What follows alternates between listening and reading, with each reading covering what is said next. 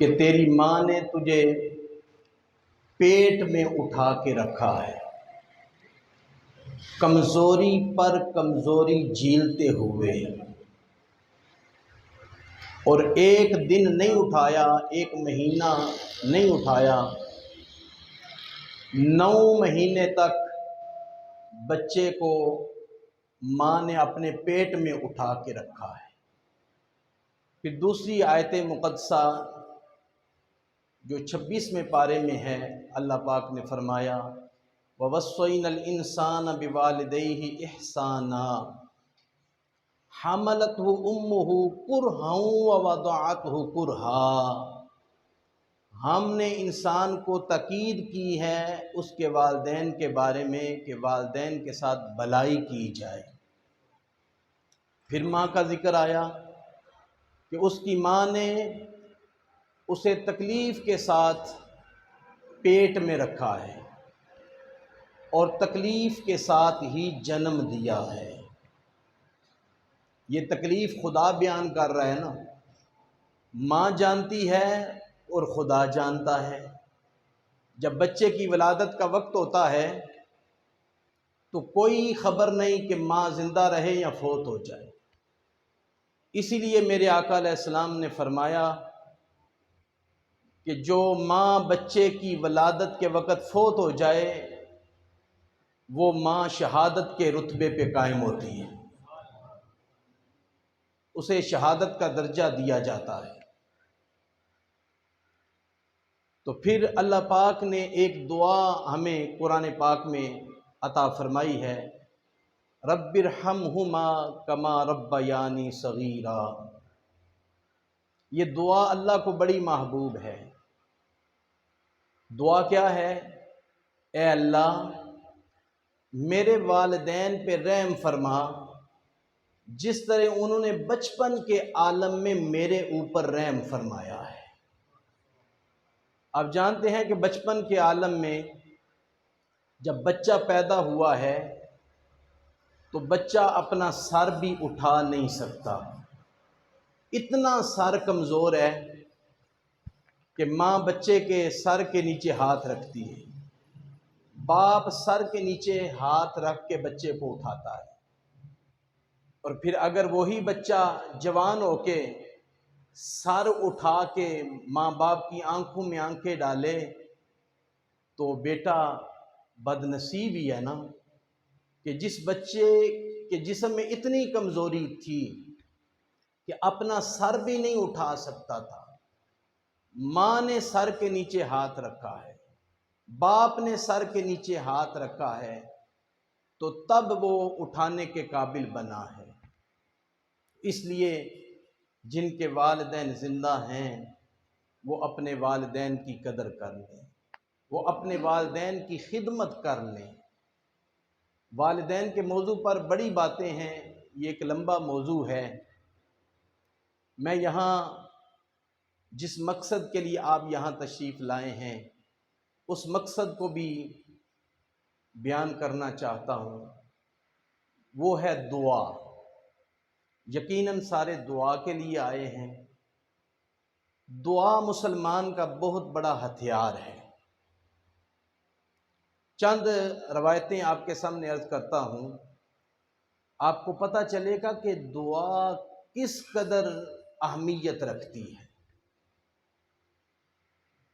سب سے پہلے یہاں سے بات عرض کرتا ہوں کہ امام الانبیاء صلی اللہ علیہ وسلم آپ کی بارگاہ میں فاروق اعظم رضی اللہ تعالیٰ عنہ بیٹھے ہیں، حضرت سیدنا مولا علی شیر خدا رضی اللہ تعالیٰ عنہ بیٹھے ہیں۔ میرے آقا علیہ السلام نے فرمایا پیارے عمر، اے پیارے علی، میں تمہیں اپنا جبہ عطا کرتا ہوں، قرن کے اندر ایک میرا غلام رہتا ہے، نام اس کا ہے اویس، اس کو میرا جبہ دینا اور میرا سلام بھی دینا اور کہنا کہ میری امت کے لیے دعا کرے۔ دعا اتنی اہمیت رکھتی ہے کہ امام الانبیاء آپ فرماتے ہیں لے جاؤ جبہ، سلام بھی دینا اور میری امت کے لیے بخشش کی دعا اب ایسے کرنی سے کرانا۔ صحابہ کرام نے تعجب کیا کہ اتنا مقام ہے اب ایسے کرنی کا؟ میرے آقا علیہ السلام نے وضاحت سے بیان فرمایا اب ایسے کرنی اللہ کو وحدہ لا شریک مانتا ہے، میری رسالت پر ایمان رکھتا ہے، اپنی بوڑھی ماں کو چھوڑ کے میرے پاس نہیں آ سکا، اپنی ماں کی خدمت کر رہا ہے، ماں نبینا ہے اور ماں کی خدمت کرتا رہتا ہے۔ جو ماں کی خدمت کرے وہ نہ بھی دربار رسالت میں آئے تو حضور اس کے لیے دعائیں دیتے ہیں، دعائیں کراتے بھی ہیں۔ ماں کی خدمت کرنا اللہ کو اتنا پسند ہے، اللہ کے محبوب کو اتنا پسند ہے۔ فرمایا ویسے کرنی اگر میرے دربار میں نہیں آ سکا تو خیر ہے، آ اس لیے نہیں سکا کہ وہ اپنی ماں کا تابع دار ہے، اپنی ماں کی خدمت کرتا رہتا ہے، اللہ کو ایک مانتا ہے، میری رسالت پہ ایمان رکھتا ہے۔ اور میرے کریم نبی نے فرمایا سنو اے میرے صحابہ، اس کی سفارش سے اللہ تبارک و تعالی میری امت کے اتنے افراد کو جن پر جہنم واجب ہو چکی ہے جنت عطا فرما دے گا، جتنے بنی کلیب کے چھپائے ہیں اور جتنے ان پہ بال لگے ہوئے ہیں۔ اب ایسے کرنی کے کہنے پر میری امت کو اتنے لوگوں کو خدا بخش دے گا۔ اس قدر دعا کی اہمیت ہے، اس قدر دعا کا مقام ہے۔ میں بڑے اختصار کے ساتھ عرض کر رہا ہوں، ساری باتوں کو کھولوں گا تو ٹائم زیادہ لگے گا، اس سے آگے چلیں۔ یہ دعا کی اہمیت پر ایک پہلی بات میں نے عرض کی ہے۔ دوسری، مشکوٰۃ شریف کے اندر حدیث پاک ہے، میرے آقا علیہ السلام نے فرمایا مل میت فی القبر الا کالغریق المتغوث ینتظر دعوۃ تلحقہ من اب او ام او اخ او صدیق فاذا لاحقتہ کان احب الیہ من الدنیا وما فیہا وان اللہ تعالی لَيُدْخِلُ عَلَىٰ أَهْلِ الْقُبُورِ مِن دُعَاءِ أَهْلِ الْأَرْضِ أَمْثَالَ الْجِبَالِ وَإِنَّ هَدِيَّةَ الْأَحْيَاءِ إِلَى الْأَمْوَاتِ الْإِسْتِغْفَارُ لَهُمْ۔ پیار سے کہہ دیں سبحان اللہ۔ میرے کریم نبی فرماتے ہیں جب تم میت کو دفن کرتے ہو اسے ایسے محسوس ہوتا ہے جیسے پانی میں ڈوب رہا ہو۔ اب جو ڈوبنے والا ہے اسے کسی سہارے کی ضرورت ہے یا نہیں؟ یقیناً اسے سہارے کی ضرورت ہے۔ حضور فرماتے ہیں قبر کے اندر ینتظر دعوتن، دعا کا انتظار کرتا ہے۔ اب دعا کے لیے آئے ہیں نا، ینتظر دعوتن، دعا کا انتظار کرتا ہے۔ کن کی طرف سے؟ من ابن، باپ کی طرف سے، او امن، اپنی ماں کی طرف سے، او اخین، اپنے بھائی کی طرف سے، او صدیقن، اپنے دوست احباب برادری قبیلے کی طرف سے۔ جب سب کی طرف سے دعا کی جاتی ہے تو پھر کیا ہے؟ کان احب الیہ من الدنیا وما فیہا۔ حضور فرماتے ہیں دعا اسے اتنی محبوب لگتی ہے کہ دنیا کے اندر جتنی بھی نعمتیں ہیں وہ ساری نعمتیں اگر مرنے والے کے پاس رکھ دی جائیں، وہ ساری نعمتوں کو دیکھ کے خوش نہیں ہوتا، دعا کو دیکھ کے خوش ہو جاتا ہے۔ دنیا میں یہ نعمتیں ہیں نا، بندے کے پاس گاڑی نہیں ملے تو بندہ خوش ہوتا ہے، کپڑے نہیں ملے تو بندہ خوش ہوتا ہے، پیسے نہیں ملے تو بندہ خوش ہوتا ہے۔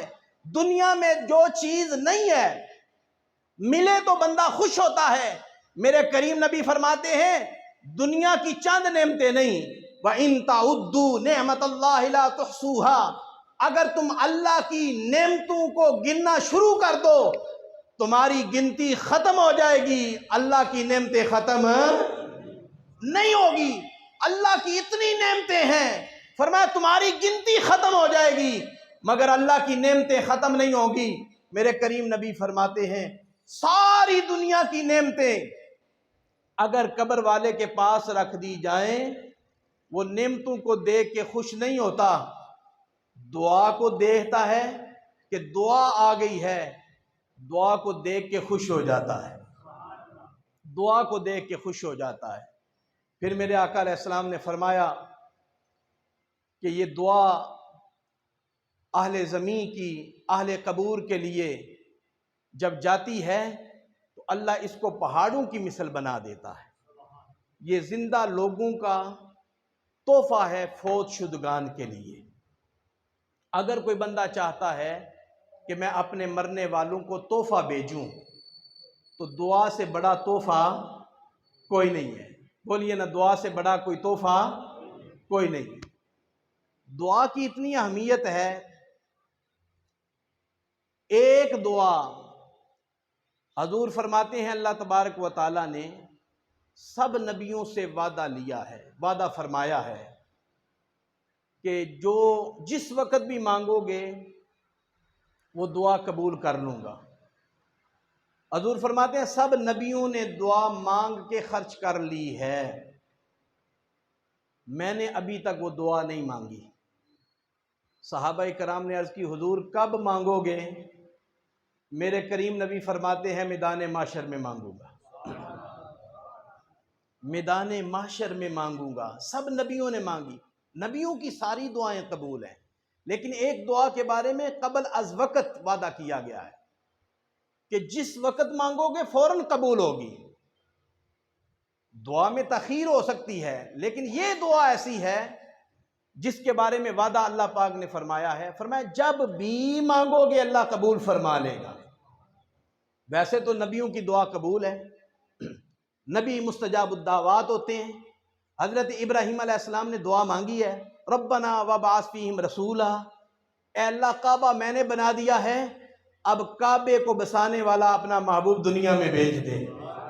تو اب جانتے ہیں ابراہیم علیہ السلام نے دعا حضور کی ولادت سے 2500 سال پہلے مانگی تھی، 2500 سال بعد امام الانبیاء دنیا میں تشریف لائے اور حضور نے فرمایا انا دعوت ابراہیم، اے میرے غلاموں میں ابراہیم کی دعا ہوں، میں ابراہیم کی دعا ہوں۔ سب نبیوں نے دعا مانگی ہے۔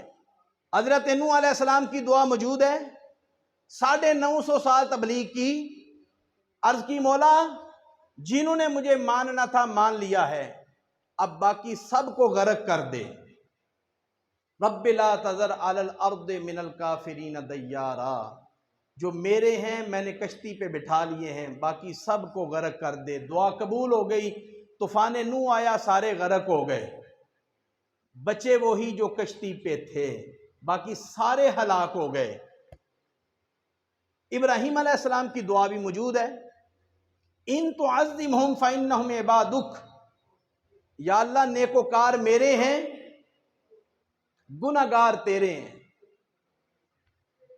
گناہگار جانے تو جانے۔ آگے آگے ذرا تشریف لے آئیں، پیچھے لوگ آ رہے ہیں، آگے یہ خالی جگہ ساری ہے، آگے آگے۔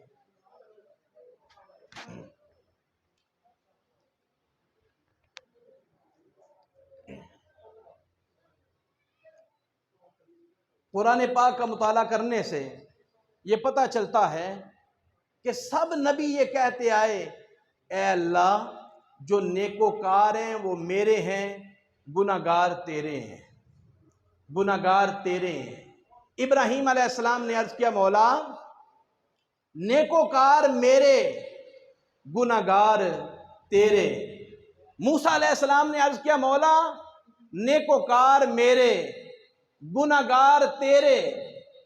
اسی طرح سب نبیوں نے یہی اعلان کیا نیکوکار میرے، گناہگار تیرے۔ اللہ اکبر۔ اے امام الانبیاء کا کلمہ پڑھنے والوں، جب باری آئی نا محسن انسانیت کی، جب باری آئی کعبہ کو بیت اللہ بنانے والے کی، جب باری آئی مظلوموں کے والی کی، جب باری آئی یتیموں کے رکھوالے کی، جب باری آئی مدینے کے تاجدار کی، نبیوں کے سردار کی، میرے آقا علیہ الصلوۃ والسلام نے فرمایا اے میرے صحابہ سنو، پہلے نبی سارے یہی اعلان کرتے آئے، نیکوکار میرے، اے اللہ گناہگار تیرے، میں اعلان کرتا ہوں الصالحون لک والطالعون لی، اے اللہ نیکوکار سارے تیرے اور گناہگار سارے میرے، گناہگار سارے میرے۔ اگر میں گناہگاروں کو سینے سے نہیں لگاؤں گا تو کون سینے سے لگائے گا؟ میرے کریم آقا علیہ السلام اتنے مہربان ہیں، حضور گناہگاروں کے لیے دعائیں مانگتے رہے، گناہگاروں کو سینے سے لگاتے رہے۔ پھر میرے کریم آقا علیہ السلام نے فرمایا اے میرے صحابہ، سب نبیوں نے دعا مانگ کے خرچ کر لی ہے، ابھی تک میں نے دعا نہیں مانگی، ابھی تک میں نے دعا نہیں مانگی۔ صحابہ نے عرض کیا حضور کب مانگو گے؟ فرمایا مانگوں گا اس وقت جب میدان معاشر ہوگا۔ اللہ اکبر، میدان آگے تشریف دے۔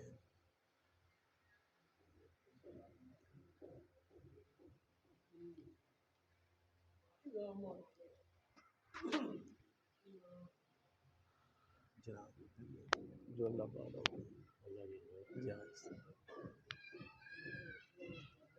السلام تشریف ہے۔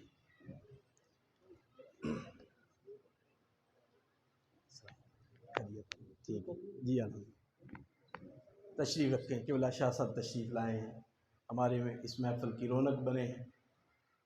تو میں عرض کر رہا تھا، اختتام کی طرف گفتگو کو لے کے جا رہا ہوں۔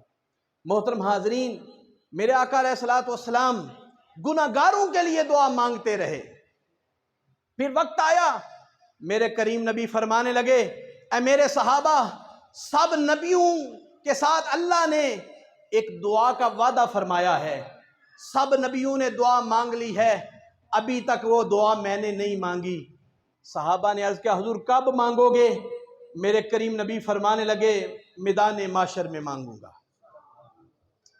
میدان معاشر کا نقشہ حضور نے بیان فرمایا، فرمایا میرے صحابہ سورج سوا نیزے پہ ہوگا، میری امت کے لوگ اپنے ہی پسینے میں ڈوب رہے ہوں گے، کسی کا پسینہ اس کے ٹہنوں تک ہوگا، کسی کا پسینہ اس کے گھٹنوں تک ہوگا، کسی کا پسینہ اس کے پیٹ تک ہوگا، کسی کا پسینہ اس کی گردن تک ہوگا، اور کسی کا پسینہ اتنا ہوگا وہ اپنے ہی پسینے میں ڈوب رہا ہوگا۔ میرے کریم نبی فرماتے ہیں میدان معاشر میں مقام محمود پر میں اللہ کے دربار میں سجدہ کروں گا اور سجدے کی حالت میں اپنی امت کے لیے دعا مانگوں گا، سجدے کی حالت میں۔ اللہ اکبر، میرے کریم آقا علیہ السلام کا سر جھکا ہوا ہوگا، سر سجدے میں ہوگا، کھل جائیں گی زلفیں، امت کی بخشش کا وہ اصرار کریں گے۔ اللہ پاک فرمائے گا اے پیارے مصطفیٰ، یہ قہر و غضب میرا تیرے دشمن کے لیے ہے، یہ قہر و غضب میرا تیرے دشمن کے لیے ہے، تیرے چاہنے والوں سے تو ہم پیار کریں گے، تیرے چاہنے والوں سے تو ہم پیار کریں گے۔ سل توتا، بخاری شریف کے لفظ ہے، سل توتا، محبوب آپ سوال کرتے جائیں رب عطا کرتا جائے گا، وشفا تو شفا، آپ سفارش کرتے جائیں اللہ بخشتا جائے گا۔ حضور فرماتے ہیں میدان معاشر میں وہ دعا کروں گا، وہ دعا کیا ہے؟ اللہ اکبر، حضور فرماتے ہیں میں دعا کروں گا اے اللہ تو نے وعدہ کیا ہے نا کہ اے پیارے محبوب ایک دعا ایسی ہے جب مانگو گے فوراً قبول کروں گا، تو سب نبیوں نے دعا مانگ لی ہے، میں نے ابھی تک نہیں مانگی، سنبھال کے رکھی ہے، اے اللہ آج میدان معاشر ہے، ابھی دعا مانگتا ہوں یا اللہ میری امت کا بیڑا پار فرما دے۔ اللہ نے کیا ہوا ہے، اللہ پاک فرمائے گا محبوب ہاں ہاں ہم نے آپ سے وعدہ فرمایا ہے یہ دعا قبول کروں گا، آج آپ کے کہنے پر آپ کی امت کو بخش دوں گا۔ آئیں اس نبی سے وفا کریں جس نبی نے میرے اور آپ کے لیے دعا سنبھال کے رکھی۔ یہ دنیا کی ساری رشتہ داریاں یہاں رہ جائیں گی، آخری وقت آئے گا، آپ جانتے ہیں سارے پیچھے رہ جاتے ہیں، بڑے بڑے پیار کرنے والے پیچھے رہ جاتے ہیں، بھائی پیچھے رہ جاتے ہیں، دوست پیچھے رہ جاتے ہیں، برادری قبیلے والے پیچھے رہ جاتے ہیں، بڑے بڑے محبت کرنے والے یار پیچھے رہ جاتے ہیں، پر امام الانبیاء کا کلمہ پڑھنے والوں، جس نبی کا آپ کلمہ پڑھتے ہیں وہ نبی آپ کی قبر میں تشریف لاتا ہے۔ امام الانبیاء قبر میں تشریف لائیں گے۔ اس لیے میں مائی صاحبہ محترمہ کے کل کے موقع پر یہ پیغام دینا چاہتا ہوں، دنیا سے وفا نہ کریں، اپنے نبی سے وفا کریں۔ جڑے کہندے سی مران گے نال تیرے، یہ گجرات کا محمد بوٹا شاعر ہے، بڑے سادے انداز میں اس نے حضور کی امت کو پیغام دیا ہے۔ جڑے کہندے سی مران گے نال تیرے، اج اونا وی بازیاں ہاریاں نے، جڑے ترستے سن دید نو دنے راتی، اج اونا وی باریاں ماریاں نے۔ میں سنیا پیا دے دیس اندر پینیاں ڈاڈیاں مشکلاں پاریاں نے، ایک کوٹھی ہے ملنی ہے رہن خاطر جنوں بوے تے نا باریاں نے، جنج ہنجوان دی ٹکی آن ویڑے اندر روح دیاں ہون تیاریاں نے، چٹی پاک پوشاک کرو چلی جتھے بیٹھ کے عمراں گزاریاں نے، کیتا وعدہ سی میرے نال یاراں، کیتا وعدہ سی میرے نال یاراں، اساں خوب نبھانیاں یاریاں نے، پر آیا صدا تے بکل مار ٹر پے، واجاں پیاں نے جدوں ماریاں نے، محمد بوٹیا جھوٹا ہی جگ سارا، کملی والے دیاں سچیاں یاریاں نے۔ کملی والے دیاں سچیاں بولیے نا ذرا، کملی والے دیاں سچیاں، کملی والے دیاں سچیاں۔ اگر حضور کی یاری پکی ہے، حضور امت سے وفا کر رہے ہیں، کیا امت کا بھی حق بنتا ہے کہ نہیں اپنے نبی سے وفا کرے؟ تو پھر میرے نبی کا فرمان سن لیں، حضور فرماتے ہیں میرے ساتھ وفا وہ کرے گا جو 5 وقت کی نماز پڑھے گا۔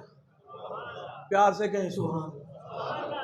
میرے ساتھ وفا وہ کرے گا جو سود سے بچے گا، میرے ساتھ وفا وہ کرے گا جو ماں باپ کی خدمت کرے گا، میرے ساتھ وفا وہ کرے گا جو رشوت سے بچے گا، میرے ساتھ وفا وہ کرے گا جو شراب سے بچے گا، میرے ساتھ وفا وہ کرے گا جو جوئے سے بچے گا، میرے ساتھ وفا وہ کرے گا جو کسی کا حق مارنے سے رکے گا، میرے ساتھ وفا وہ کرے گا جو بڑوں کا احترام کرے گا، چھوٹوں پہ رحم فرمائے گا، اور میرے ساتھ وفا وہ کرے گا جو میرے دین سے وفا کرے گا، جو میرے دین سے محبت کرے گا۔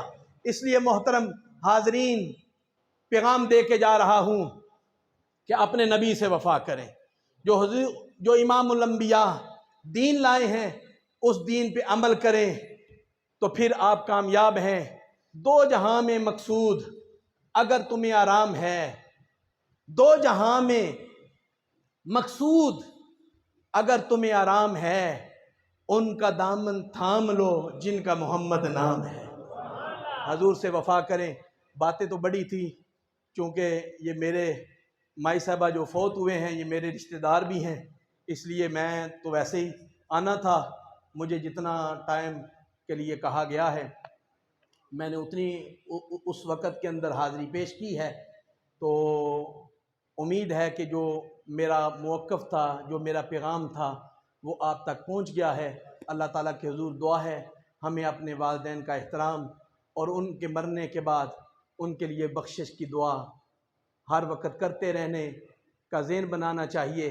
من زار قبر ابویہ او احداہما فی کل جمعۃ غفر لہ وکتب برا۔ مشکوٰۃ شریف کے اندر حدیث پاک ہے، میرے نبی فرماتے ہیں جس کے والدین فوت ہو جائیں، دونوں فوت ہو جائیں یا دونوں میں سے ایک فوت ہو جائے، اسے چاہیے کہ جمعے کے روز اپنے ماں باپ کی قبر پہ حاضری دے۔ دونوں فوت ہو گئے ہیں تو دونوں کی حاضری ضروری ہے، اگر ایک ہے تو ایک کی قبر پہ حاضری دے۔ عرض کی حضور ماں باپ کی قبر کی زیارت کا فائدہ ہوتا ہے؟ فرمایا ہاں ہاں، قبر کی زیارت کرو گے غفر لہ، اللہ پچھلے سارے گناہ بخش دے گا۔ اور آگے جو لفظ ہے کوتبہ برا، گناہوں کی جگہ اللہ نیکیاں درج کر دے گا۔ نیکیاں، ایمان والا تو جھوم جاتا ہے جب والدین کی قبر کی زیارت کرنے سے گناہ معاف ہوتے ہیں، تو جس نبی کا ہم نے کلمہ پڑھا ہے اس نبی کے روزے کی زیارت کرنے پر کون سا انعام ملتا ہوگا۔